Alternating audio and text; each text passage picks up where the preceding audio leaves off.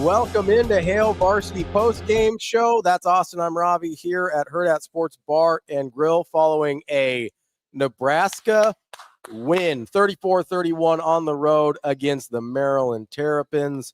Austin, I'm going to be honest with you. I didn't feel great for much of that game. What a weird game. What a weird game.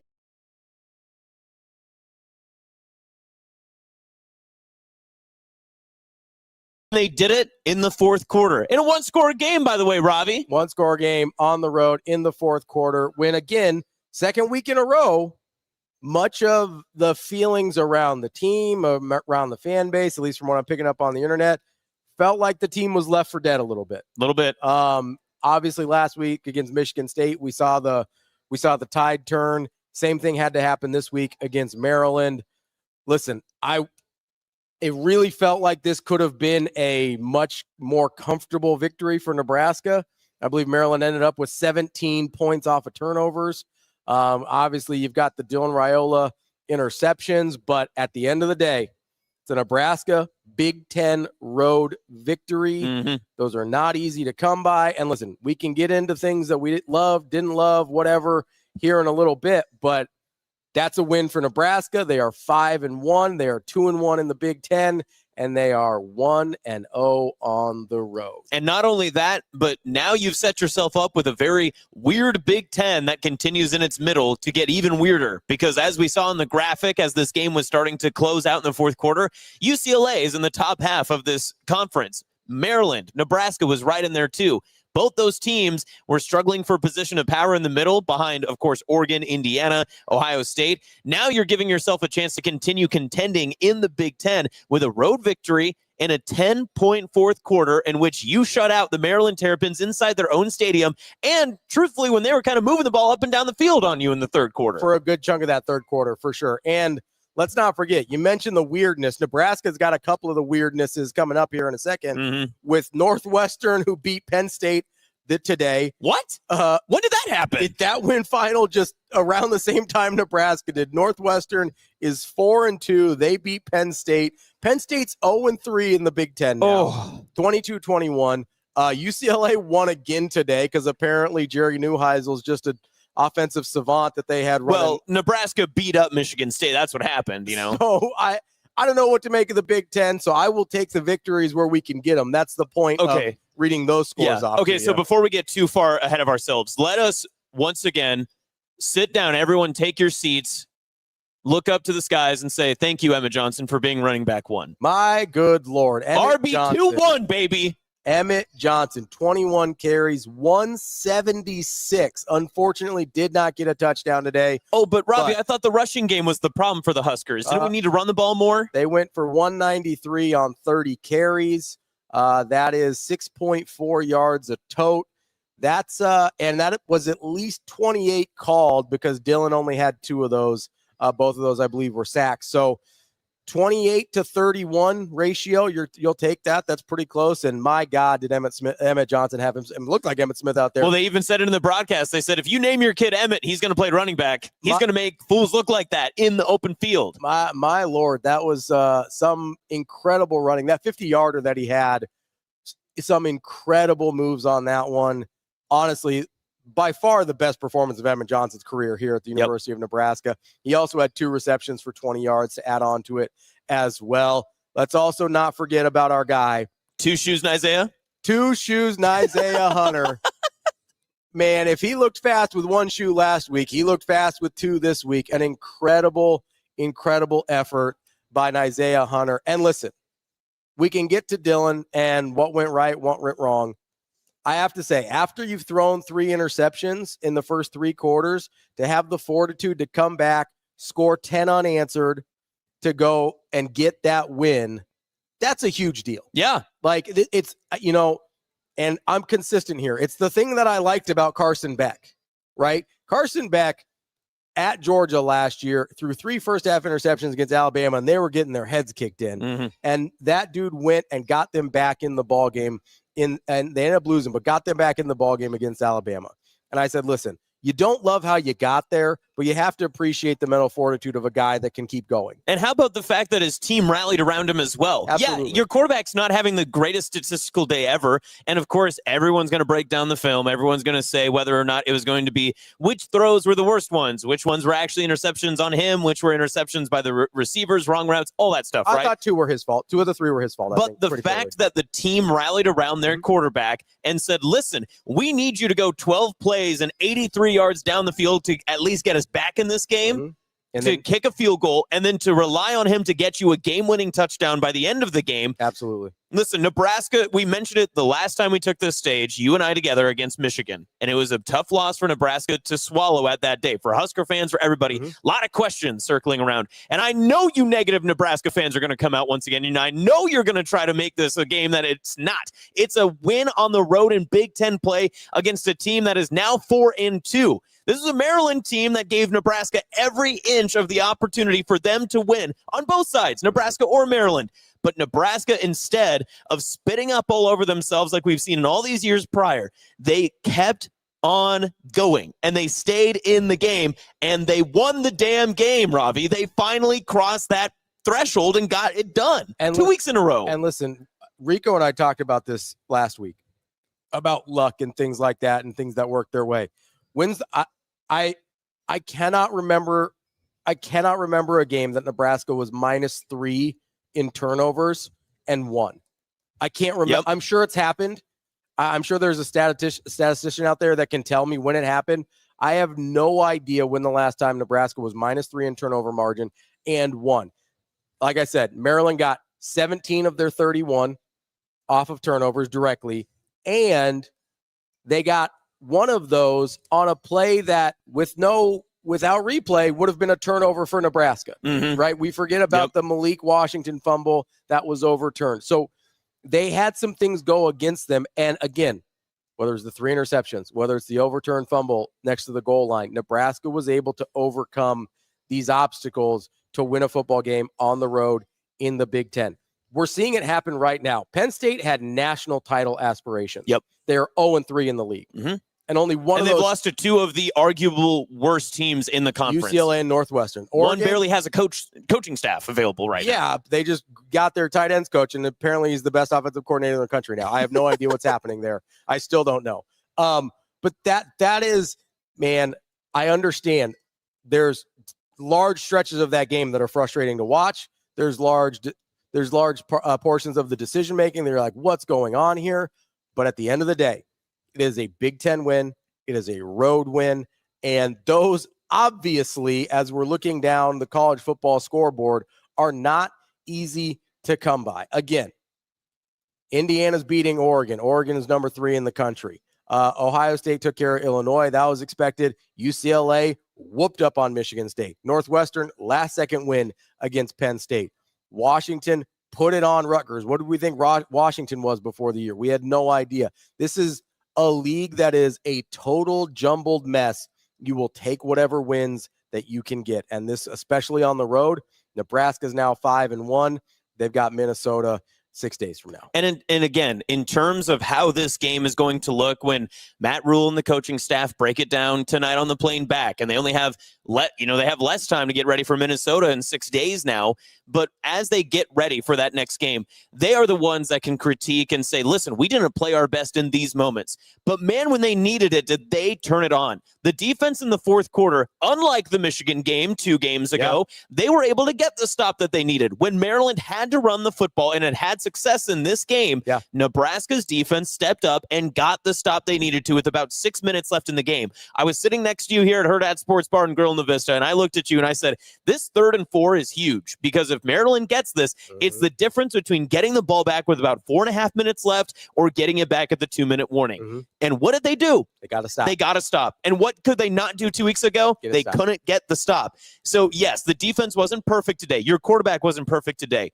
But when you needed them the most, it's almost like we're watching a superhero movie. They didn't vanish. They showed up, and they were there in the opportune moments to make the opportune play, and we need to be celebrating the hell out of that, because it's impressive to know that the team has the nuts right now to get out there and make the plays possible. And honestly, there is so many times over the course of the last however many years, and I know we do this all the time, But there's so many times over the course of the last, call it decade, where you sit there and you go, okay, if Nebraska doesn't play their A game, it's just not going to happen. Yep. This was far from Nebraska's A game. -3 in turnovers, 6 penalties for 49 yards, which was more than they've been having. Gave up the most yards they've given up all year. Their total yardage given up was 379. That's by far the most. I don't think anybody had cracked 300 on them yet this year in terms of total yardage. That is by far not Nebraska's A effort. But you can make progress as a team. You've made progress as a team when you can find a way to win with a C+ effort, when you can find a way to win when you're negative in turnover margin, when you can find a way to win when you lose the time of possession battle and everything else that happened to Nebraska during the course of this game. They found a way to win despite all those things. And yes, you absolutely want to clean them up. Yeah. That goes without saying. Like that is not, literally is not necessary to say. We can break down specifically throughout the week and throughout the rest of the show what exactly they need to clean up and how they can go about doing that.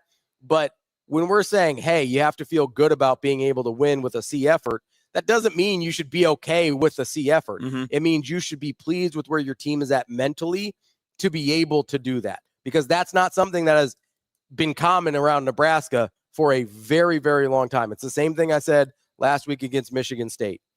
That is a game that Nebraska, over the course of however many years, finds a way to lose. They have not had the mental fortitude. They have not had the culture, right, to figure out how to win those games. That has not existed. It hasn't. It's 2 weeks in a row now where Michigan State and Maryland had them dead to rights. Up 7 going into the fourth or right before the fourth quarter.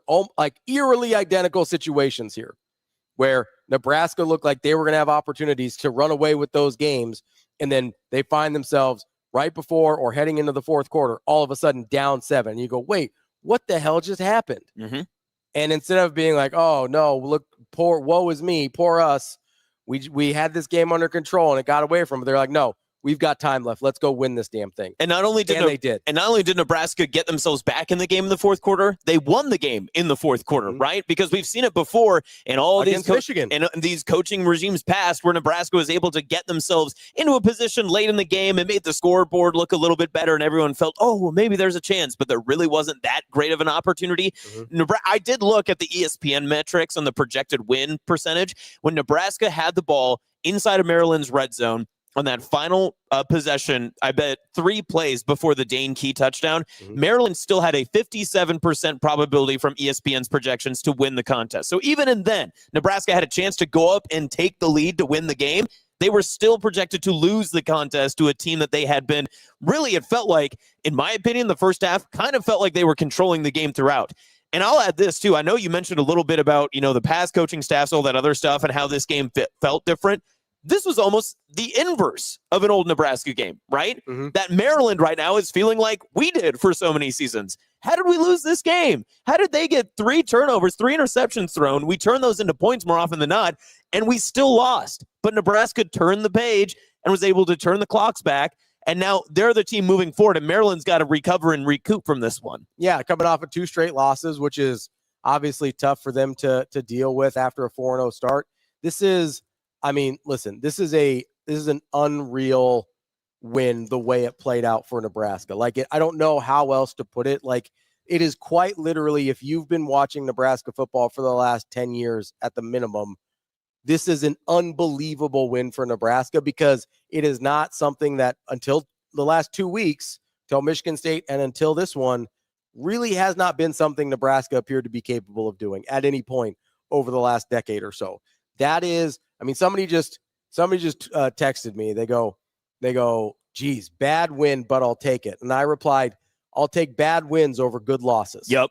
Right? Yep. Bad wins over good losses, right? Now, this wouldn't have been a good loss, right? Well, it's like you said a couple weeks ago, our bye week edition. You said no one's giving you credit for beating Maryland. Nebraska, for how they played in this game, no matter what if Maryland loses their next 6 games in a row and they end up 4-8, you get no credit for this game. Even if they end up 7-5, you're not going to get credit for this game. They could win the next 6 games, go 10-2. You're not getting credit for beating Maryland the way that you did. Like that's it's because it's Nebraska against Maryland, and you put the logos next to each other, and no one's giving you credit for winning the road game at Maryland. You're not going to get any credit for beating Michigan State, especially when they lose to UCLA the next week. Like, I get that, but these are games Nebraska consistently has not been able to figure out how to win over the course of this time of wilderness wandering that Nebraska's been doing, right? So, like, you may not get credit for them. You still have to go win them. Yes. Right? You still have to go beat Minnesota on Friday. You still have to come back home and beat Northwestern, who apparently is a little spicy with their win against Penn State.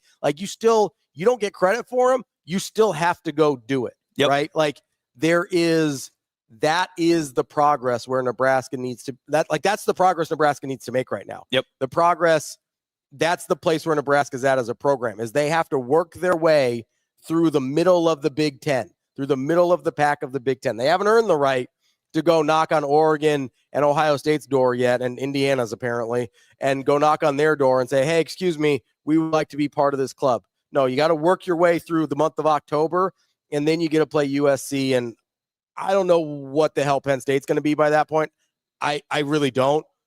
But you don't get the right to go knock on the door on those 2 games until you make it through this stretch. And then you can make those games matter. October got more interesting for sure. All right. So I don't know what we always do this a little loose leaf, right? But I do kind of want to go through the game as it went, because this was, as we've said a couple of times, just such a weird game. Well, because at one point, Nebraska felt like they were, when it was 24-14, I thought Nebraska was about to hit cruise control and just dominate the game the rest of the way. I thought that a couple different times. When it was 10-0, I was like, oh, this is exactly how this game was. I thought this game was going to play out. You had the weird part where it ends up being 14-10, or I don't remember. Like, I think it was 14. I think it was 14 because it was 10-0, 14-10, 24-14, and then 31-21 for a while. 31-24. 24, yes. And so at 2 different points, at 10-0 and at 24-14, I was like, this is exactly how I thought this game was going to play out. I thought Nebraska, I predicted 31-13. And if you take away the 17 points off turnovers, pretty close. But that doesn't matter, right? Like, those count. Right, they do. Yeah. The Hail Mary against Michigan counts. Like, all of it counts, right? Yes, it does. So, but I thought we were in a place early, especially in the first half. I was like, oh, this game is playing out exactly how I thought it would. They're struggling Maryland's struggling offensively. Nebraska's doing well on their side of things. I mean, 24 first half points, that's good. Like, that's a good number. Like, that's a good number, especially in a conference game. And so you sit there and you go, okay, they're in good shape. This is playing out how I think it's going to. And then the third quarter happens, and you go, what did I just watch happen here? Because you have the 2 Dillon picks in the third quarter. Obviously, you get 17, 14 Maryland points because they got 17 in the second quarter with the field goal at the end there. You get 14 Maryland points. They get the lead. Nebraska gets shut out, has a very poor third quarter for the second week in a row, and you go, okay, what do they do now? Because there was not that little bit of momentum at the end of the third quarter the way there was last week to give you a little bit of hope that, like, oh, we could turn this thing around. But how did the fourth quarter start? The very first play of the fourth quarter, Maryland has a chance to kind of start to put the game on ice. Dasan McCullough, tackle for loss on third down. They turn the ball back over to Nebraska. Nebraska goes down, kicks a field goal, makes it interesting, and then you have to make a decision because it's 83 yards one way for Nebraska. Maryland has the chance to, again, ice the game away. Can they run the ball the way Michigan did against Nebraska? Nebraska gets the stop, then runs down the field again and gets a score. Every instance that Nebraska had to step up in critical moments of this game, Nebraska did. And that has to be the key mark that we take away from this game. Because if you look at it any other way, I'm sorry, I don't know if you can be a fan of this program anymore. Like, truthfully, I don't know if you can continue to look and be like, this needs to get improved, and this, yeah, absolutely it needs to get improved, sure. But if you look at the critical moments of the game in which Nebraska had to win, they won each of those instances, including the final offensive drive for Maryland. Yeah, I sit here and I go, I have a really hard time when Nebraska wins games that in the past they were not winning and weren't going to win. And Nebraska's winning those types of games now, and people say, oh, well, like, this team sucks or this and that, or, you know, we need to listen. I'm all for having a critical eye and desiring improvement. I get that. Nebraska has not earned the right to win pretty yet. Yeah. They just haven't, right? Like, I think. Well, and Ravi, no one's winning pretty right now. Well, so that's and a lot of teams just aren't winning. Yeah. Like, would you rather be Nebraska or Penn State right now? Listen, you were going to take Nebraska stocks no, Penn State fans probably wish that they could have tuned over to this game to root for Maryland, and maybe they'd want to be Nebraska fans after this because maybe they're hoping that Matt Rule wins out so that way their prodigal son can return. And that's probably what they're rooting for at this point. And by the way, Oregon and Nebraska are in the exact same position in the Big Ten right now. 5-1, 2-1. They are in the exact same position in the Big Ten right now. Yeah. Now listen, I get the talent, I get the rankings, I get all of it is very different. But if you're just looking at how this season has played out, this is a different, like this is a weird league this year, right? I mean, Illinois, who I think is a good football team, now has 2 Big Ten losses. Michigan State now 0-3 in the Big Ten. Penn State 0-3 in the Big Ten. Washington somehow is 5-1, 2-1, right? Like the only team that is unscathed, the only 2 teams that are unscathed in the Big Ten are Ohio State and Indiana. That's it. That's the list. Everybody else is going through some sort of muck right now. And Nebraska has gone through less of it than everybody except for Ohio State and Indiana. And let me ask you this. I'm going to leave Ohio State out of it. They're the number 1 team in the country, number 1 team in the conference. Yeah. Indiana, have they won all their games pretty, being undefeated so far? No. Did Oregon win all their games pretty so far? No. And they haven't won all their games yet, have they? Indiana had a really tough one to get today against Oregon. They had a very tough one last week against Iowa that they very easily could have lost. But again, that is a good football team that is well coached, no matter how I feel about him, that is well coached, and they found a way to win those games. That's a hallmark of a team that is good and getting better. Yep. And Nebraska's not in Indiana's category right now. And I know it just pisses Nebraska fans off to have to say that out loud, but they're not. I don't know what to tell you. I find a lot of the Indiana thing hard to believe also, but guess what? It appears to be real because today, I think, was them clearing the final hurdle of beating a team that's more talented than they are. And you know what?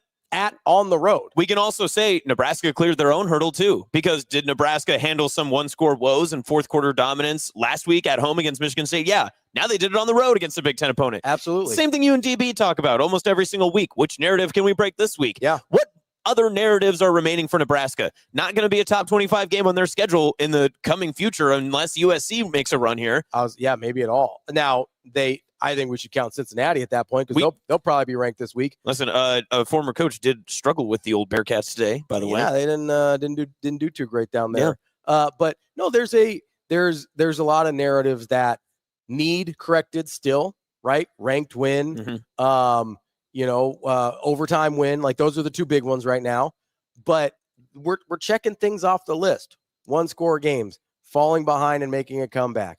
Like we got the alternate uniform nonsense out of the way. Like there's progress being made week after week after week. Yeah. And like the same way, this is sort of the bizarro Michigan game to me, because that was a game Nebraska lost, but I didn't think they beat themselves, right?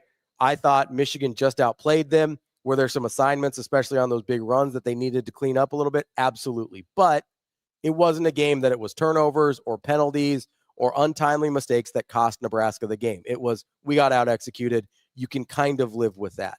Today was the opposite of that. They had some untimely errors. They had some turnovers. They were -3 in turnover margin. They were beating themselves and found a way to win. Both of those things are important, I think. Yeah. In different ways. I think both of those things are important. A, to show you can play a clean game. And if you lose because you get out executed, you can live with that.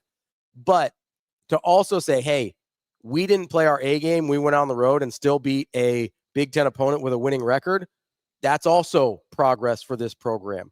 It is a hallmark of an improved culture and an improved mentality and an improved maturity from this football team to be able to go through things and come out the other side with wins.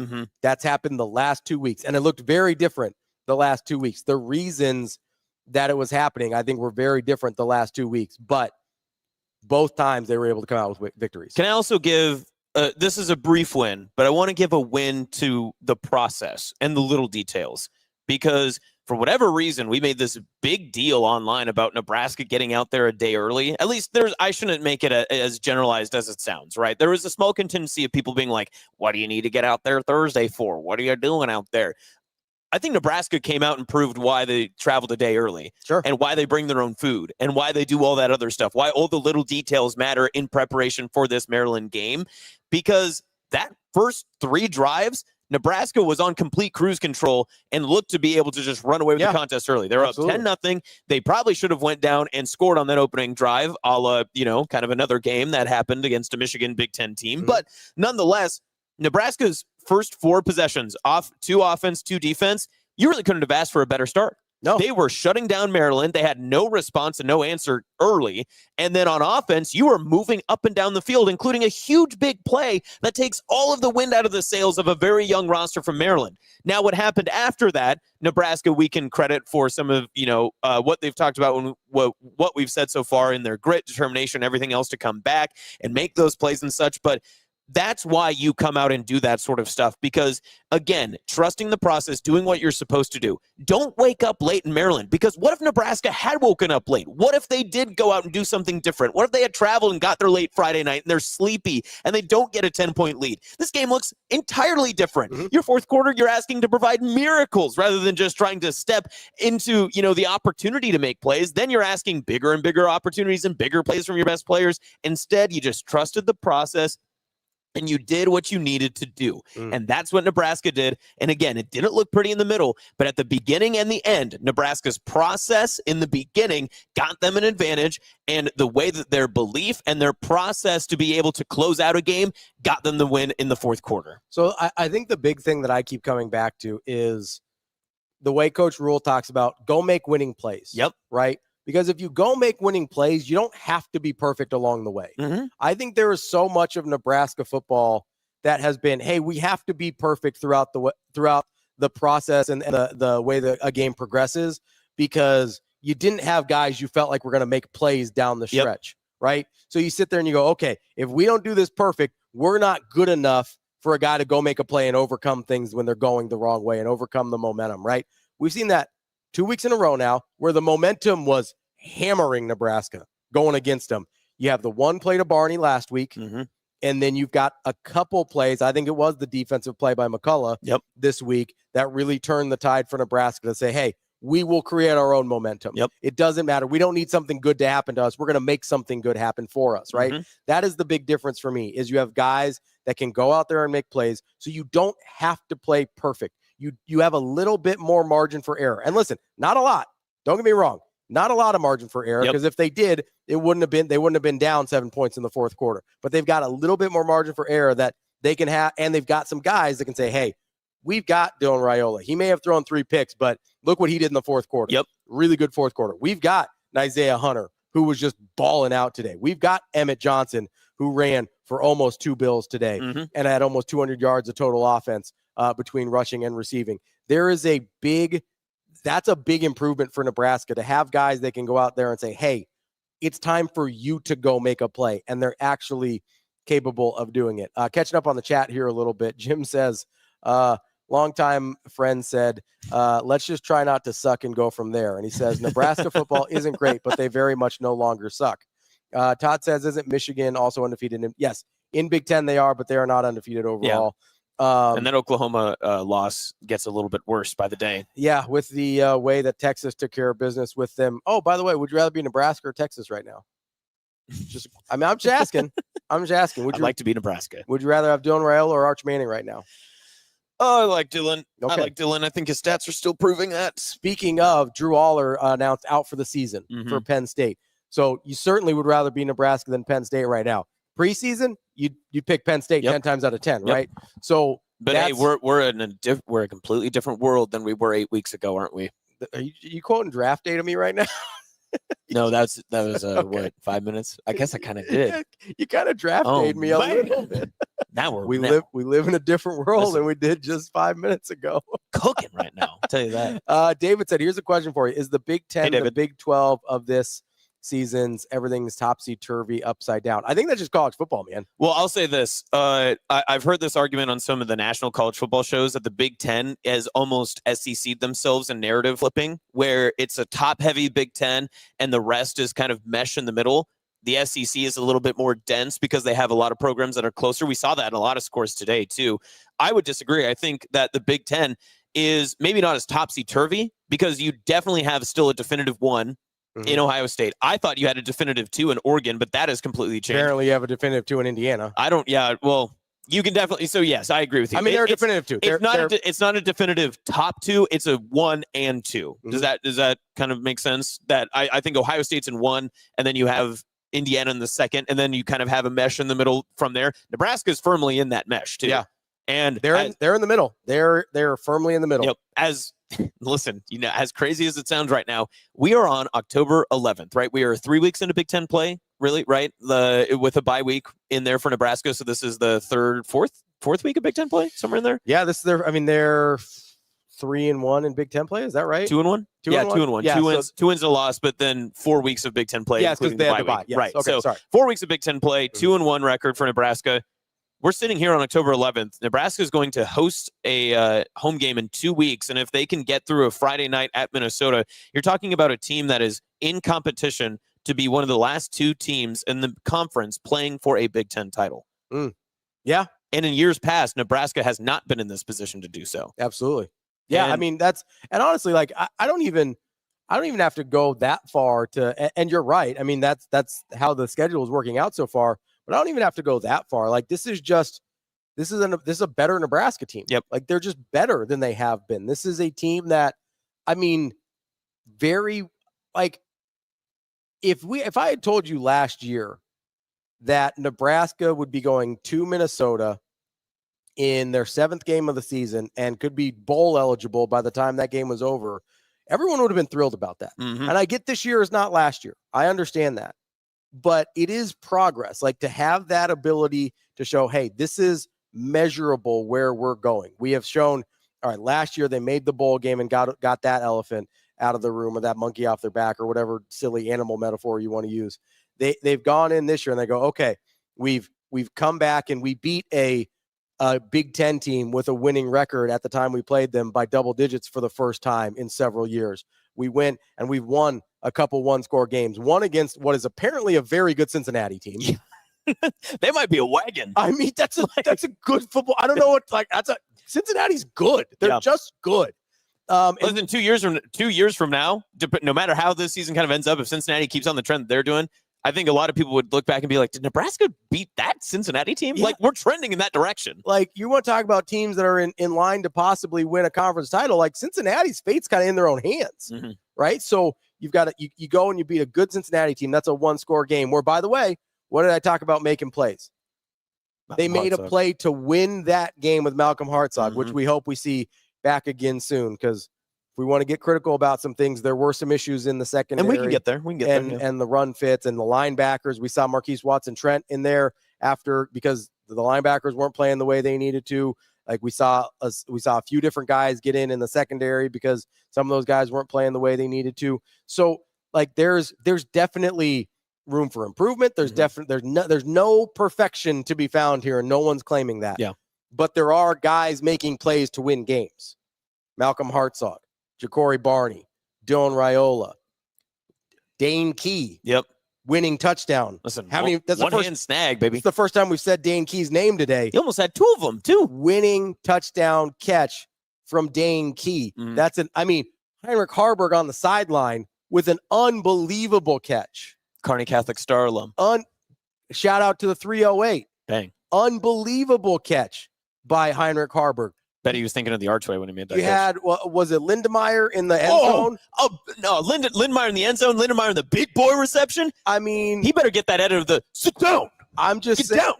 I loved it. When DB said before the season started that guy was a Sunday guy, I think people looked at him sideways and they go, what are you talking about? And now it looks like, well, that looks like a guy the size of a building who is running around and making plays and trucking people and making incredible hands catches. Oh, and by the way, blocking his ass off. Like, that's a good football player who's going to end up playing on Sundays. And then you go Isaiah Hunter today. You go Emmett Johnson today. You go Dylan Raiola today. These are guys, Deshaun McCullough today. Cam Lenhart last week on the sack to finish off Aiden Childs in Michigan State. Like, these are guys that have gone out and made plays. Williams Nwaneri getting pressure on that last drive to make sure that Malik Washington wasn't comfortable. And did he do it all day? No. But did he do it in the opportune time? Yes. And listen, that's the goal, right? Is, okay, got to get to the standard of doing it all the time. But we're making progress in that you're doing it in times that help you win games. And listen, if they had done it all the time, maybe they're in a position where it's a little bit easier. Maybe the game does play out the way I think it does, where it's 31-13 or whatever, and they don't have to make the plays at the end of the game. But guess what? Making the plays at the end of the game is still a hurdle Nebraska has needed to clear, and I'm happy to see them at least 3 times this year clear that hurdle. Yeah, 100%. And I want to touch on 2 things. One, what you just said about that there's been this underlying conversation with Nebraska football. And I'll be honest, I was leading this front, especially the past 2 seasons. Nebraska had a narrative amongst its fan base that it was not talented enough to compete in the Big Ten. It did not have the type of players to play up to the standard of other Big Ten teams, especially teams that, would get 5-star recruits or have these top players, right? You mentioned a lot of guys that DB talked about, Luke Lindenmeyer and Isaiah Hunter. We saw our guy, Tim Verghese, tweeting, listen, I've made comparisons. And he's saying, this is an NFL guy. Dylan has NFL aspirations, right? He's got higher aspirations than just making the NFL. He wants to be an all-timer. You're talking about a guy like EJ, who's making more and more plays. He's going to get more looks from him, too. This roster, I think, is finally proving itself that it is not just about the stars. It has started to develop the talent that comes into the system as well, because the talent is showing out. Now, the second point I want to make, and kind of goes back to some stuff we've talked about as well, everything that Rule has said, I feel like I've said this 13 times on this set. Everything that Rule has said before comes to fruition later, for better or worse. And I'll tell you what, I am a Carolina Panther fan. I'm one of those guys that was very, very hesitant on Matt Rule coming in because I believed what happened in Carolina was his fault. But what he has done from the beginning and what he has said in post-game press conferences and spring ball practices and bye-week conferences and everything that he shares with you, whether they're 30 minutes long or 4 minutes long, we all remember where we were, right? When he went out and said, we need running backs and players on our offense to take a 5-yard run, 50 yards. We need guys in our offense to break a tackle and score. That was, I believe, year 1. He said, we can't keep winning games by just churning out 4 yards, 4 yards, 4 yards. At some point, guys got to make plays. So which guy on the team today, there's a couple on the team, turned 5-yard plays into 50-yard gains or more? Emmett Johnson and Isaiah Hunter. Hunter did it for the second week in a row. Would Nebraska, the exact same play, yes, 2 weeks in a row, where he's like, hey, thank you for this little tunnel screen. That's a house call. Would Nebraska have won this game if they only had 5-yard plays? Absolutely not. No. Absolutely not. And I mean, I don't know what else to tell anyone. If you're going to be out in the ether tweeting, if you're going to be driving home, and listening to us or whoever, and you're trying to convince yourself that you can't trust this team moving forward, until they prove otherwise, Nebraska is on the right side of the program right now. IMB2 says Hunter is a psycho, and I love it. Yeah, I absolutely love the way that he doesn't want to go down. He believes that every time he touches the football, he should score. Yeah. And I love that. I love the way Luke Lindenmeyer, when he catches the ball, he's looking for somebody to hurt, right? He's getting upfield. He turns upfield in a hurry. And for how big he is, that's a task, right? Turns upfield in a hurry and just starts hunting for guys to run over. And I absolutely love it. The effort of Emmett Johnson on not just the long 50-yard run, right? ERO. But constantly. I don't know if you saw the stat. I don't know what the final numbers were. But the stat during the game, Nebraska coming into this game was 5th in the country in yards after contact. 5th in the country in yards after contact in the FBS, and they led the Big Ten. That's exactly what we're talking about. We're talking about dudes making plays. Yep. Right? Guys being dudes. Like, that's what we're talking about. And that is a thing that has not happened here at Nebraska. And I'll be honest with you. I have been a guy that has said over and over and over again, it hasn't been a talent issue. Not between where Nebraska was and where we thought they could be. Between where Nebraska is and where Ohio State is, absolutely there's a talent issue there. But the issue of being 3-9 versus 8-4 wasn't a talent issue. That was a culture issue. The culture of make accountability cool, right? That's what we heard Rule say this week. Make accountability cool. I don't know what people say when they say culture. I just think it's let's make accountability cool. I agree, coach. And then, hey, let's go have a culture of you make plays to go win the game. Yep. That's also weirdly I think part of the same thing. Mm-hmm. I think making plays to go win a game is part of accountability. We always think about it in terms of mistakes, right? Yeah. We think about accountability in terms of mistakes. I think about it in terms of ownership. How can I have an impact on this game? Not just what did I do wrong that had an impact on this game. Yep. What can I do moving forward within my skill set, within what I'm being asked to do on this football team to take control over this game, to have an impact on this game? Mm-hmm. That's also accountability. That's also ownership. And we saw, when I see Emmett Johnson go out and jump cut like 3 different dudes and run through tackles, because I tell you what, Emmett Johnson wasn't running through tackles 2 years ago. He wasn't. Nope. Not like this. And I know people like his skill set, and I know TK is going to come at me because he's like, I've been saying Emmett Johnson should have started for 2 years. That's fine. This wasn't the Emmett Johnson that existed 2 years ago. No. This is a different guy. And listen, that's partly on him. I think it's also partly on the culture, because EJ has taken ownership over, hey, I can do more than what I'm doing. Yep. Right? And I know that can be a tricky line with some people of playing within yourself and doing more than what you've been doing, but that's where the coaching and culture comes in. Is you sit here and you go, okay, I'm Matt Rule, I'm Dana Holgerson, I'm John Butler, I'm freaking Mike Eckler, who we love, right? His special teams, good again today with the huge Kenneth Williams. I thought he was taking that thing to the house. You got to score, man. I mean, he can't be run down. He needed to kind of banana that thing. But I will say the Maryland 20, that guy's fast. Yeah, he made an unbelievable play. Yeah. But like whoever that is, whoever your coach is, whoever your position coach is, whoever your coordinator is, whoever the head coach is, right, sits there and go, hey, I believe you're capable of this. How many times have we heard in press conferences Coach Rule talking about like, oh, I think this guy can do this, and I think this guy can do that, and I think this guy is a Sunday player, and I think this guy is an all-conference type player.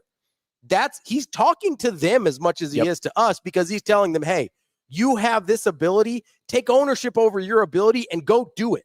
Go do it in a game. Go make a winning play. When he's been praising Malcolm Hartzog for 2 years and none of us wanted to see him on the field, right? And he goes, hey, this is a good football player. He's been playing out of position because we needed him to. And guess what? He plays in position. He goes, makes a game-winning interception against Cincinnati. When he says, hey, Emmett Johnson, he's our clear running back 1. We think he can be an all-conference back. And he goes, boom, all right, I'm going to go and I'm going to break this thing for 50 yards. And I'm going to go and I'm going to have 180 yards on 20 carries. And I'm going to get 2 more receptions for 20 more yards. And I'm going to thoroughly dominate this football game. And Isaiah Hunter goes out there and goes, oh, yeah, every time I catch a tunnel screen, I think I'm taking it for 6. I want to hit my head on the goalpost every time that I catch a tunnel screen. Like, that's what he's talking about. That's ownership too. That's accountability too. It's not just when you screw up. It's what can I do moving forward to make an impact on this game, and taking ownership over the fact that that is now your job. It's not just not screwing up. It's doing everything you're capable of impacting a football game. And that's a big difference that we've seen at Nebraska from previous years until now. Were you a preacher? I went to school to be a preacher. Did you take a breath there? I mean, man, come up for air once in a while, Ravi. My God. I agree with you. I have a mental scar in my brain, one from listening to you guys' show every day. Not for the bad reasons, but for the reasons in which you have certain guests that will come on. And listen, I'm not going to call anyone out because this isn't a bad thing, but it's something that I've heard more often than not listening to the show every single day. I remember last year, there are many times that you had one young Michael Brunson, and many times we would hear Brun say, it's just time for someone to just go out and make a play. Just go out and make a play. Someone's got to make a play. And I heard that repeatedly, not just online, not on your show, everywhere. We had heard Matt Rule talk about it. And even I remember the Chasing 3 documentaries when they would come back from wins and big moments, and they would say like the Rutgers games with James Williams' big pass rushing last year and all that other stuff. And, the Colorado game, and they're asking the defense and Ty Robinson, they're in huddles inside of the game in their own documentary with coaches screaming at players, who's going to make a play? Who's going to make a play? Are you going to do it? Are you going to do it? I don't think they ask that question anymore. People go out and make the play. It's no longer like everything that you just said. It is a mentality that you don't have to look around the locker room anymore. You don't look in your huddle, and Dylan doesn't have to go, all right, boys, I got it this time. Don't worry. I'll handle it. Everyone knows that everyone can make a play. Because look at all the different players that he went after in that final drive. Reception out to Luke Lindenmeyer. Touchdown pass to Dane Key. A big run by Emmett Johnson. Guys were making plays because they got the opportunity to, and they took it upon themselves to make the play. Incredible catch by Heinrich Harburg on that drive. Yes. Well. Like it was guy after guy after guy did an incredible job of making the plays. And that's where it's really impressive, right? You look at the you look at the big stats and you go, man, Hunter was incredible. And Emmett Johnson was incredible. And at times, especially in the fourth quarter, Dylan was incredible, even with his struggles earlier in the game. But you go through and that last drive is a perfect encapsulation of what we're talking about. Mm-hmm. It can't just be the stars that think they can go out and make a play. Well, other than Starlum, Heinrich Harburg, but that's just a. Sorry, I had to. My bad. Sorry. It can't just be those guys. It also, I mean, last couple weeks you had Ja'Cory Barney going crazy. 3 receptions for 16 yards. Not a crazy game for Ja'Cory Barney. But you know what? I bet the film on Ja'Cory Barney is part of the reason that Isaiah Hunter was able to go off. I bet the film on Dane Key earlier in the season and from Kentucky is part of the reason Ja'Cory Barney and Isaiah Hunter were able to go off earlier in the year. Like, there is so much of the ability of these guys that are like down the line, right? But below the, like, they're not the headliners. They're the below the line guys that can go out and still make a play to win games. Like, that reception by Harburg was an incredible play. And you look at the box score and you go, oh, Heinrich Harburg, 1 catch for 13 yards. But then you realize in the context of the game, holy cow, Heinrich Harburg. Enormous catch for 13 yards. You look at Lindemeyer, 2 catches for 30. One of them's a touchdown. One of them's on that final drive to get loose early to set positive momentum and keep Nebraska ahead of schedule. Like, these, it's not just the main guys. That's how I know it's a culture thing and not a talent thing, right? Because you've got the culture of, like, there's been guys that have been as talented as a Dane Key, right? Like, yeah, there's probably not been a guy that's been as talented as a Dylan Raiola, but there's been guys that have been as talented as Emmett Johnson. I genuinely believe that. Like, he's a good back. I don't think he's otherworldly talented, but he's making plays that other guys didn't. Right? Hunter, Key, Lindemeyer, Johnson, Barney, Harburg, they're making plays that other guys didn't. So what's the difference there? And I have to go to make accountability cool. I have to go to taking ownership. I have to go with, hey, accountability is not just when I screw up. It's what can I do moving forward? What can I do to impact this game? What can I do? What is my role here? And taking ownership of it. That's a huge part of this. That is, to me, the most encouraging part of what we've seen so far in this football season. All right, so let's take a quick pause. Obviously, Hail Varsity Postgame. We are live from Hurrdat Sports Bar Grill in La Vista. Thank you all for listening. However you're listening, now if you do want to catch up, you can obviously go back to any of the streams on YouTube, Facebook, X. You can also check up on the podcast. Just search Hail Varsity Postgame on Apple Podcasts and Spotify. Okay, so we're 50 minutes in. You and I we should rename the show to Hail Varsity Positive Postgame because we can do nothing. Listen, you can listen to other post-game shows. We know that there's a million of them out there. We know that everyone has their own opinions. You could go to the Casey's gas station in Lexington, and you could go sit down and talk to someone, and they could tell you what they didn't like from this game. That won't be till tomorrow morning when they're having their coffee. That is true. No, that's one actually. That's a little different. Let's take a moment. Rico's got side-by-side stats. I want to throw these on the page right now, so that way people can kind of take a look there and see what it looks like. I want to ask you, because I think it is part of the responsibility of what this game looked like. What does concern you from really that middle, I wouldn't even call it half. It felt like a middle third of the game. Nebraska let this kind of get away. And again, we are Hail Varsity positive post game, but there were parts of this contest, especially the third quarter, that Nebraska is going to look at and say, we had chances to really kind of put this game out of reach, and we let Maryland stay in the game and take control. Yeah, I mean, the two easy things right off the bat are, and I said this in passing earlier, 2 of the interceptions I think were, on first view, I think were absolutely Dylan's fault. The third one, I thought there was a miscommunication on which direction he thought Cortez Mills was going to go. It seemed like it was a choice route, and it seemed like they were not on the same page there. So I'll kind of listen to that one, and I'll go back and look at it and see if I think that's still true on second watch. But off first look live, I thought the first 2 I thought were absolutely his fault. The one to the sideline where it sort of looked like he was throwing it away but didn't throw it away, like that had DJ Lagway LSU written all over it, where it's like, what are we doing here, bud? So that was a bad one. And then the other one, the first one, looked like he trusted his arm too much and tried to squeeze it into a spot that he just could not do. So the first 2, I absolutely thought were his fault, and then those were absolute problems. So that's first and foremost. Secondly, I really thought Nebraska struggled with some of their run fits on the second and third levels again. That seemed like it had been cleaned up last week against Michigan State. I'm guessing, much like I did, and this is a huge assumption that I'm making, I'm guessing they didn't think Maryland was willing to run the ball as much as they were. They ran the ball 31 times, and 7 of those were Washington, but some of those were designed. But even for the scrambles for Washington, he'd only run 11 times the entire season. So scrambling was not a big part of what he was doing either. So I'm going to include those in the rushing stats, even though they weren't designed run plays. I'm guessing Nebraska did not think Maryland had the fortitude to try and run the ball as much as they did. That was a mistake, and I think their lack of preparation in that area showed during parts of this game. Yeah. At one sorry to cut you off, but at one point in that last drive of the third quarter leading into the fourth before Desan McCullough's tackle for loss that ended the Maryland drive, 6 straight runs. Actually, they made it 7 straight ones with the tackle for loss. That included the Washington scramble. Mm-hmm. So, again, it kind of showed that I think I agree with you that Maryland didn't really know that they could run the ball as effectively as they thought they were going to. But then late in the game when they were saying, we got to chunk this game out as much as we can, we got to make sure that this game is starting to melt the clock away. The best way that they knew how at that point in the game was we're going to run the ball 7 straight times. We're going to take it out of our freshman quarterback's hands. We're going to put it on the ground. And we're going to try to melt this clock away as fast as we can. Yeah. And I don't think Nebraska was expecting that. I certainly wasn't. They had not shown that at any point. They hadn't shown a desire, a willingness, or the fortitude to try and run the football that much at any point during the season. And I think Nebraska probably was ill prepared for that part of the game plan, and I thought it showed. I'm not willing to single people out individually on the second and third levels without rewatching it, because honestly, that's one of my pet peeves is when people just go and they go, I didn't think this was great and whatever. I know there was a couple that one of my favorite players, and I will say this because I constantly give him praise. There was a couple where it looked like Shavers got lost in the middle. Yep.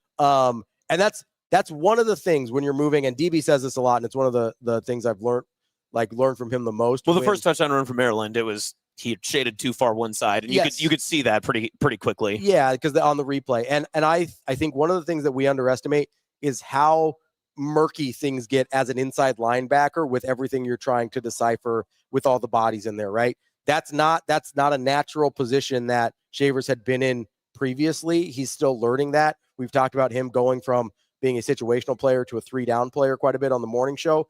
I thought there were times today where he got lost in the mix a little bit more than he had in weeks past. So that to me was one. That's the only guy I'll single out, because overall I thought Shavers has had a great year and played really well. There were a couple times there where I go, he probably needs to be able to sift through what's happening in front of him a little bit quicker. All right, so let's get back to Hail Varsity positive postgame. Mm-hmm. You want to watch the team celebrate? Yeah, let's do it. All right, this is from Hail Varsity Zone. We got some good stuff here. Carolico put this up. We got great stuff coming on now. Of course, Elijah Judy celebrating with the fans there, looks like. Yeah, we got Spindler. Ooh, good stuff, good stuff. I was surprised too. I was listening to the Husker Radio Network pregame. Mm-hmm. It was very interesting to hear from KC and DB about the Husker contingency that was there. Kyle Crooks had said he estimated about 10,000 Husker fans. Yeah, so we kind of made fun of on Friday, and I said, I don't know who's going out to this game. And DB said probably closer to 20. Wow. So it was a very good Nebraska contingent, as you can see on this video here. Another bit of positive news that reporting from our Avery Howard, who's out there in College Park. She says that Emmett Johnson reported that in the locker room after the game, Kenneth Williams was put on scholarship after the performance today. So congratulations to Kenneth Williams. Yep. Obviously had that great kick return. We'd heard kind of throughout the year, Coach Rule talking about, hey, like Kenneth Williams is pretty good. Like he breaks him in practice all the time. We believe in him. He's done a really good job. So congratulations to Kenneth Williams there. But yeah, I mean, this is like, there's, I just rattled off a few things there just from initial watch, from initial impressions that certainly could have gotten better. Right. Yeah. Can I ask you something? Yeah. Just quick, I feel like we've settled down. Yeah. My blood pressure is a bit, more even keel at this point. That game was stressing me out, man. Stressing me out. And then we got fired up there. I blacked out for the past 35 minutes. I mean, I was just trying to be a ray of sunshine during this whole thing. Okay. So I know you talked about this on the show last week. You asked a couple of the guests about this. Mm-hmm. How important is it that Husker fans get the chance to rewatch this game and look back? I think it's super important. I think so too. I think more important than maybe even last week's game. And I would still urge them to go back and watch the last 2 games back, because you will see the flaws. Yes. But I think you will appreciate the wins more. You know what something I think you will see is we were terrified as a fan base. We were terrified of Maryland's pass rush. They didn't get much today. One sec. Now, they did have a bad hold on Pritchett, but again, Nebraska gave up the hold, didn't give up the hit on Dillon, and still recovered to go score on that drive. I was saying they overcame the hold on that drive. Nebraska's pass protection I thought was very good today. Pretty good. Dillon dropped back 31 times. 30 or 29 of them ended up in actual passes, but that's a pass protection that I was listening. I put out my preview and prediction videos every week, and I get quite a bit of comments on those. And the comments this week were, man, those pass rushers for Maryland, I'm pretty worried about those. And that's a tame version of most of the comments. They were a lot of people were pretty terrified of the Maryland rush ends. Whether it was Stewart 29 on the one side, and was it Wingate 9 on the other. And those guys are really, really good football players. That's the best Nebraska's pass protection has looked all year. That's the worst that pass rush has looked all year. And when the sack was given up, you looked right at me and you just said, it's the ultimate passing situation. They knew what was going to happen. What was going to come. And they got him right there. And they got him, right? They got him. For Nebraska's pass protection to hold up that way over the course of the game, I was really, really impressed with that. I think that's something you'll see on rewatch. I think, and listen, if you can't give credit to Emmett Johnson and his 176 yards rushing on 20 carries, and talk about the pass protection without saying, hey, that was maybe the best game the offensive line's had all year. The offensive line set up so many holes for Emmett that he could have had his 170-some yards a bunch of different ways today. Yeah. He had so many opportunities to get that going. And here's the interesting thing to me. He probably, like in years past, and this is kind of combining a couple of things we had talked about together. In years past, the offensive line probably gave him the opportunity for 80 to 90 of those yards, which is 4 to 4.5 yards a carry. They were doing their job. That's their job. Their job is the initial 4 to 6 yards. Primarily, right? Now I know you're trying to get to the second level and things like that, but in terms of winning your matchup in front of you and opening up a hole, we're talking the first 4 to 6 yards. That's your job. After that, that's where you see the playmaking that we talked about with EJ, that Coach Rules talked about so much, where he says, hey, we need to turn 5 yards into 50 yards. We need to turn 7 yards into 17 yards, right? That's what we saw. When both of those things happen at the same time, you end up going 20 for 176. If you're Emmett Johnson, you end up having, and the broadcast even mentioned it, some of the holes they were opening up were enormous. Oh yeah. The offensive line, and I don't think my mind will change about this on rewatch, but I will watch with an open mind. I thought the offensive line had a great day today. I thought they played really, really well. But I do think to your original question, the rewatch is going to be important because it can be very emotional in the moment. I think last week was actually probably worse because this week there were clear things where you're like, Dillon threw 3 picks. That's a very easy thing to be like, well, that's why that happened. Yeah. Right. Very easy. Last week I think was more frustrating because there wasn't the turnovers. You had the one, right? But there wasn't all that stuff to sit there and go, oh, well, this is where it went wrong. So it almost feels more frustrating when there's nothing clear to point to. This week there was clear things to point to, but give yourself a chance to take the emotion out of it. Be emotional while the game's happening. That's totally fine. I get that. 100%. You're out. You were sitting with me there. You were negative Nancy over there. It wasn't negative Nancy. I was struggling. All right. I was in it. But let me be clear. There was one point during this whole conversation I was talking to Ravi and he just wasn't talking back to me. That's okay. Not because you were mad. It was more you weren't listening. But that's okay. I had no idea you were talking. Yeah, to me. It happened a couple of times, which is fine. I would say something. I'd look and be like, "Oh, my bad." To be fair, I was also talking with somebody else. I may not have heard you. No, I was third wheeling hard. It was a good time. But listen, it's been worse. But no, I think it's important to go back and rewatch and just give yourself a chance to look at it after Nebraska wins. Yep. Right? When you're not sitting on pins and needles and being like, oh my God, are they going to figure this out? like when you don't have that emotional weight on you, just give yourself a chance to watch it and just watch the football and see how you feel after that. If you still have things you want to be critical about, I'm sure I will.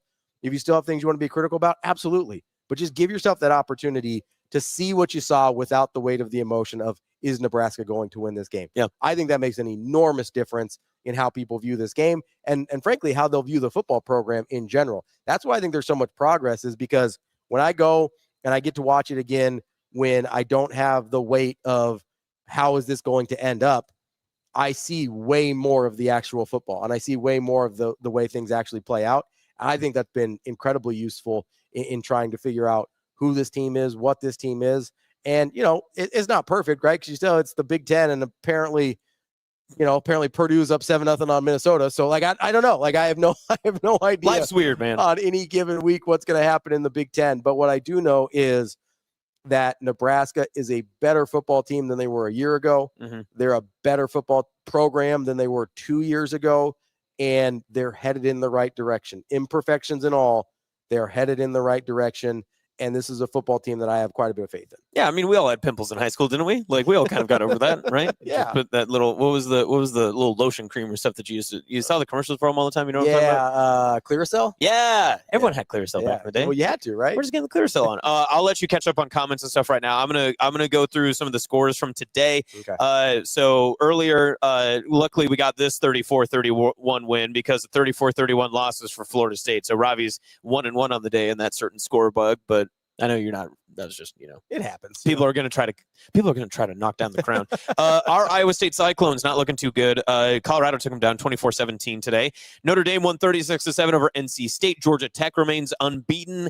They are winners over Virginia Tech 35-20. Bo Prabula did not have his Heisman moment, as I tweeted out, as he threw an interception on the final drive. Alabama moves to 5-1, 27-24 in Columbia. Texas took down Oklahoma, shutting the door on them late with 20 unanswered points in the second half, 23-6 in the Red River Shootout. Ole Miss escapes a home upset by Washington State, 24-21.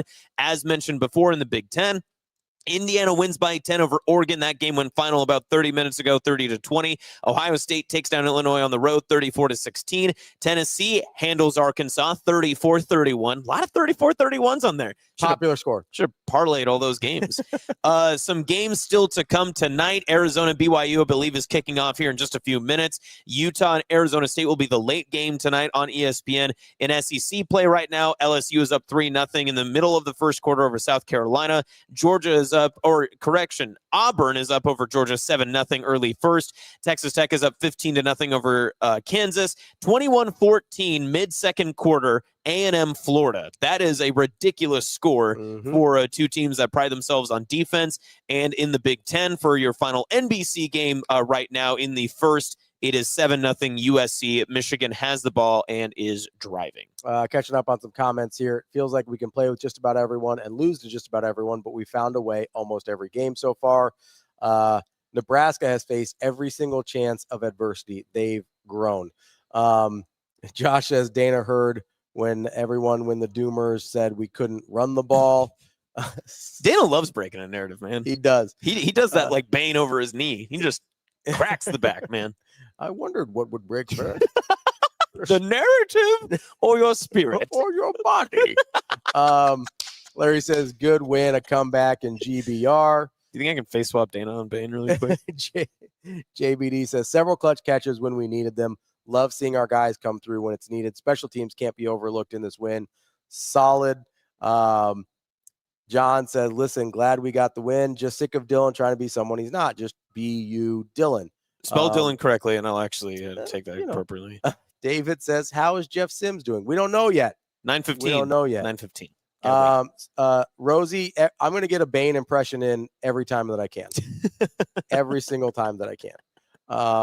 We love a Bane impression here. I'm a big for this post game. I'm a big Dark Knight. Shout out Sam. That's a 308 guy too. He's in Heinrich Harburg territory. Is he? Yeah, he's hanging out there. He's spreading the good word of Hail Varsity positive post game. Yeah, Hail Varsity positive post game show out there in 308. We love to see it. You wanna do a fun game? Yeah, I love fun games. We don't have to wrap it up, obviously, but I feel like we've come off of our high horses so far. I don't think we're standing on the soapbox by any means. You want to play What's the Narrative next week? Ooh. What's the narrative? Like, what will we wake up to Sunday morning and I know you will roll your eyes hard and go, I can't believe I have to talk about this for 5 straight days. Well, so the one that's going to be from all season, because I heard it in the off season. Hold on, Sam. I saw Heinrich Harburg in church a few weeks ago. Well, he did go to Kearney Catholic, didn't he? Yeah, so, St. James, baby. So the one that I know is going to creep up because it crept up in the off season. We were talking about, our famous schedule talk that we love to have, is going to be, well, Nebraska hasn't beaten Minnesota since 2019, and they haven't won at Minnesota since God knows when, 2016, whatever it was, right? So that'll be a big one. That's going to be one that I'm going to be probably pretty annoyed by. Another one is probably going to be something about Dylan throwing interceptions and decision making and that type of thing. And listen, like I said, I thought 2 of them were his fault for sure. So I think that both of those, Dylan's decision making is not something I am generally worried about. Okay, he is a very high IQ football player. I think it's a pretty easy fix to be like, hey, Dylan, don't do that anymore. And that'll be about the end of it. And I think it'll be fine. We've seen Dylan grow at every stage in his career. I also think we forget sometimes that he's still a 19-year-old. So that is part of it. There is still a maturing process to happen there. And just say, Dana has said this multiple times, like, hey, Dylan, just make him tackle you. Mm-hmm. Like, make him tackle our receivers. Complete the pass, make him tackle our receivers. I will say this, though. You don't get the incredible Heinrich Harburg catch, the incredible Luke Lindemeyer catch in the end zone. You don't get the Luke Lindemeyer catch to start the game-winning drive. You don't get a lot of that stuff without Dylan making plays. Listen, Dylan played that last drive as a man who had not thrown 3 interceptions. He played that drive as if he was a man who definitely had some confidence in his own ability. You don't get he didn't lose that throughout the game. You don't get him throwing a dime to Isaiah Hunter while he's falling to the ground without him being a playmaker. So, like, yes, you've got some of that you can deal with there, but it is like, that's not a thing that I'm worried about in general, but it is a thing that I'm sure we're going to hear about for a lot of this week. Can I bring a new one up? Absolutely. The pass defense was exposed and hasn't been as good as advertised. I think that one could come up. It could creep.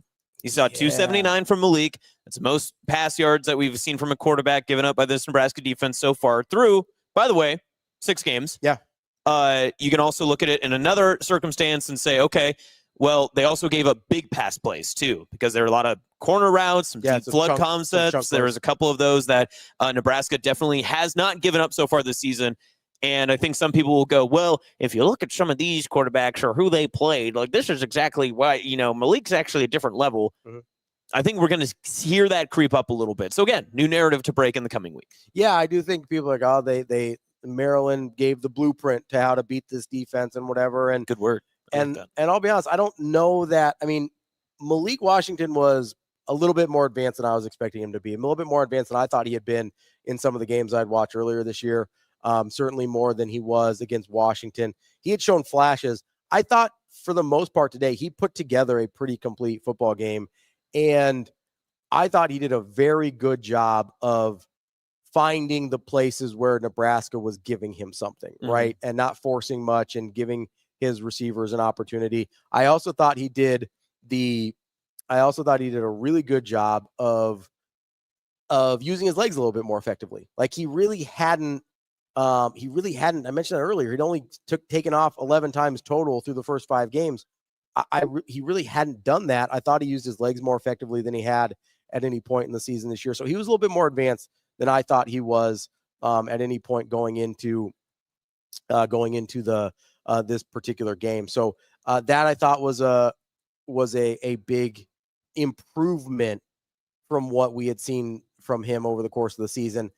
So that's going to go into the narrative of what the defense was, what they weren't, whether this was a blueprint on how to beat them, whether, like, again, Drake Lindsay is not Malik Washington. Mm-hmm. That's, what do you mean? He's not capable of the things that Malik Washington is capable of, right?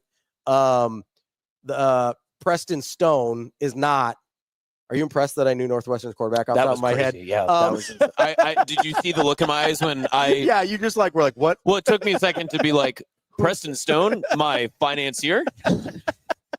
Like that is like he's not capable of a lot of the things that like he's a fine quarterback, right? He was the starter at SMU last year before Kevin Jennings took over, but like he's a fine quarterback. He's not capable of a lot of things that Malik Washington is physically, right? So you go the next couple of weeks, you go, okay, even if they did provide a blueprint, you still have to have the guys that can execute that blueprint. I do think Maryland's receivers are pretty good at what they're asked to do. So you've got a couple things there where it's like, okay, maybe there is a little bit of a blueprint there. Do Northwestern or Minnesota have the guys to exploit that blueprint? Yeah. I don't think so. Does USC? That's a different conversation, right? Because I want nothing to do with Mekhi Lemon. Like that guy scares the hell out of me every time I watch him play football. I do think Jaden Maeva is going to give you some opportunities to turn him over, though, right? So that's skipping ahead a few weeks, but you're going through kind of this progression as you're looking through the season. And if you are worried about that narrative, you have to look the same thing we went through in the start of the year. When people are talking about, hey, I think the team's just going to ram it down Nebraska's throat because their defensive line is too small. You say, okay, who actually wants to do that? Like what teams on their schedule actually want to do that? And it turned out to be 2 or 3, right? That's kind of what it was. Michigan wanted to, and they were successful. I don't think Penn State's capable. I don't think they really want to. Well, no Drew Aller now. No Drew Aller now. And so maybe no Bo Prabula either. And so maybe they will want to try and ram it down your throats a little bit more. So that's something to keep an eye on. Minnesota, really more of an outside zone and stretch run team than they are, an inside, like tackle to tackle run team. So that's something to keep an eye on. I think that's a different thing, though. So as you're going through this, you're like, okay, there might be some morsel of truth to that. There might be some more morsel of truth. Like, hey, if you can get those deep corners, like there might be a little bit of hay to be made there against Nebraska. A, do you have the receivers to get open?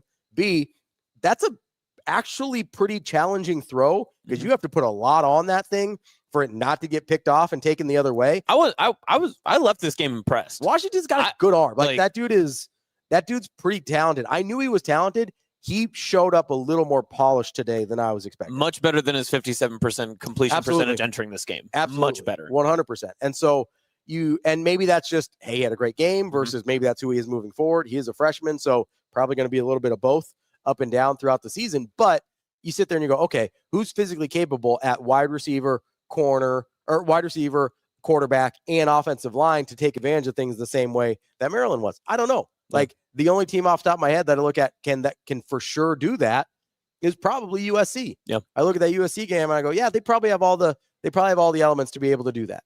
I don't look at very many other teams and think that. I certainly don't look like I'm not saying Minnesota is or isn't going to beat Nebraska. I have no idea. Listen, a week from today, we're going to know the result of that game. Yeah. I mean, like we're talking about, this is going to be a fast turnaround. Like Nebraska's not even flying home yet. And honestly, I need to watch Minnesota again to see how I feel about them with a more critical eye. Yeah, still down 7-0 in Purdue, by the way. But when I look at, so this is not a prediction about what's going to happen in that game. What I will say is if Minnesota beats Nebraska, it's not going to look like what Maryland did. It's going to look like what Minnesota does, right? So when I do think the blueprint thing's going to be a narrative, I think the Dillon thing's going to be a narrative. I think the defense thing's going to be a narrative. Here's the thing. Narratives are fine for us, and there might be morsels of truth in all those things, but I would encourage you, don't just take the headline narratives, go look for the nuance. That's why if you've got time, and I know not everybody does, right? I'm not blaming you if you don't. But if you've got time, watch the game again a second time. Yeah. Like if you're a guy that like you got some time on Sunday morning, just like, or wait for BTN and 60. Let them do the work for you, right? Yeah. Like go watch that game again so that you can look at it and go, okay, there's maybe some truth. There's some morsels of truth to the narratives, but where's the nuance to say, okay, well, yeah, nobody else really left on the schedule has a Malik Washington.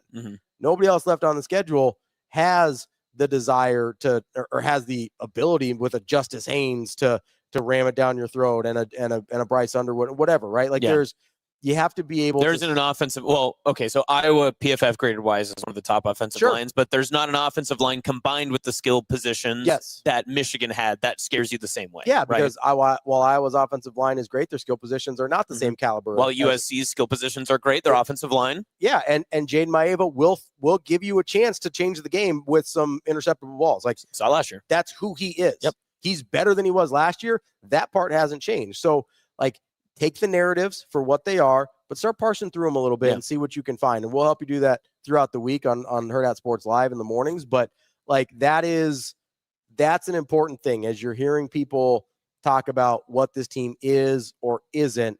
What this team is 5-1 through 6 games and 2-1 in the Big Ten.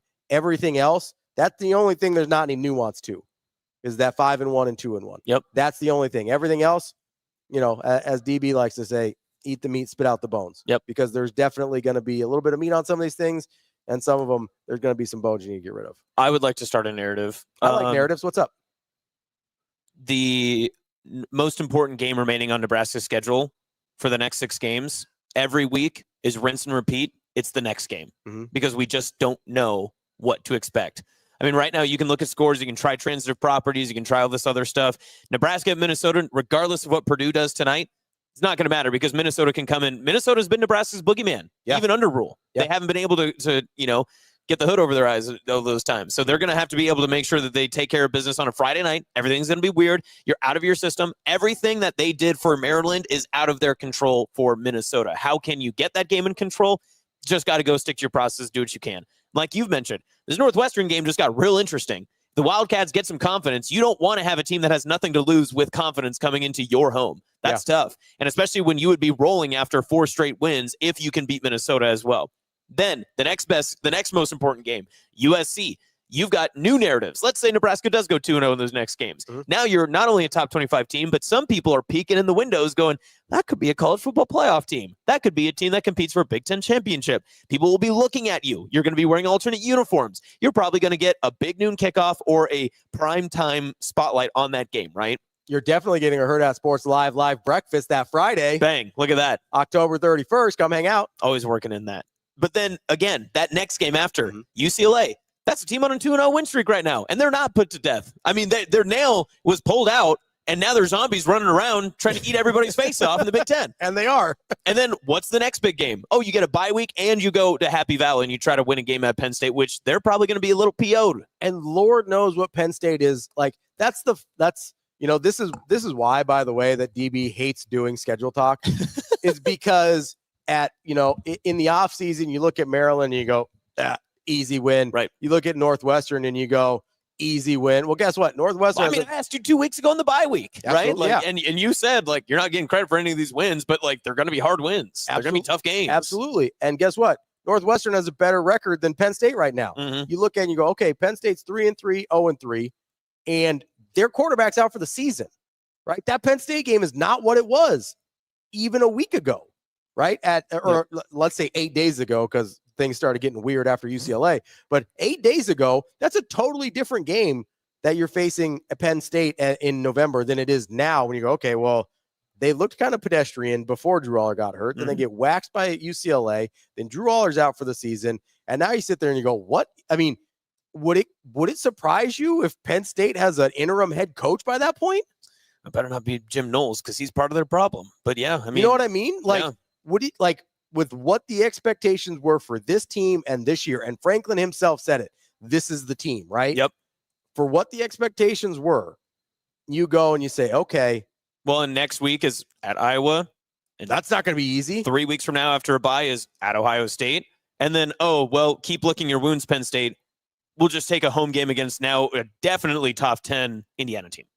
Well, I mean, there were 7 coming in, so probably top 5 by that point if they're continue to win, which apparently that's just what Cignetti does.